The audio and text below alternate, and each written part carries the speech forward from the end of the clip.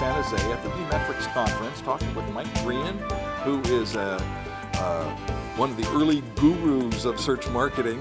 And we were talking about the emergence of the synaptic web. What in the world is a synaptic web? What is a synapse to start with? Okay, well, synapse is based on kind of a neural network, and a neural network is what goes on inside your head. It's the way that your brain works and the way that it's all connected together. We've talked about the World Wide Web and then the semantic web, trying to get some more meaning out of it and understand what's going on with the words on a page and that kind of thing. Synaptic Web is more about the relationships between people and the way that we link together and tapping into that.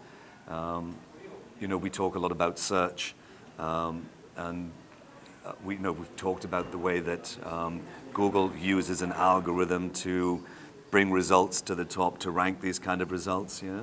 Well, pretty much we're looking at the social graph in exactly the same kind of way.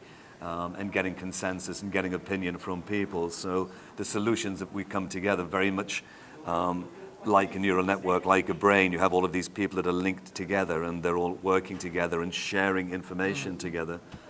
So Synaptic Web is more about, as I say, the way that people link together as opposed to the way that web pages link together. So if we were to view the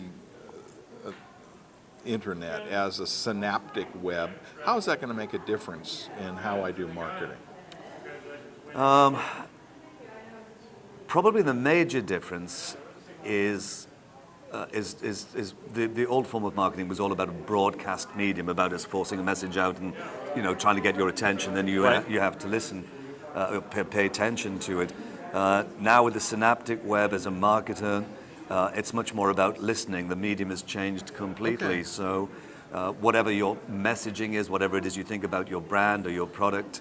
At one time, you would sit down with your creative team and say, here's the ad, we're going to put it out there.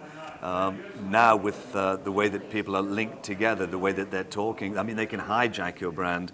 That's right. So basically what you need to do is spend more time listening. Okay. And then you'll learn a lot more about your product or your service from the end user. And the social media provide a great ear to the voice of the customer.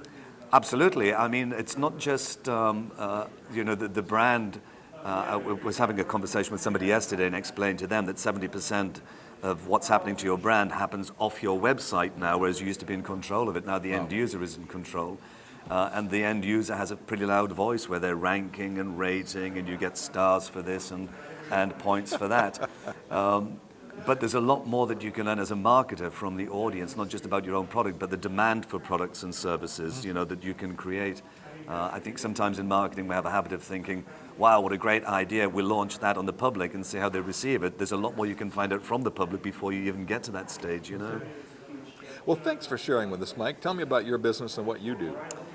Yes, I'm the global VP of content with Incisive Media in New York, and my responsibilities are literally generating content for Search Engine Watch, which has been around for a long time, ClickZ with all of our expert contributors, and perhaps the main focus of attention is with SES, Search Engine Strategies Conference. It's amazing over the years how those three institutions or periodicals or whatever you want to call them have really, I think, educated and helped and strengthened the whole community. So thank you for what you're doing.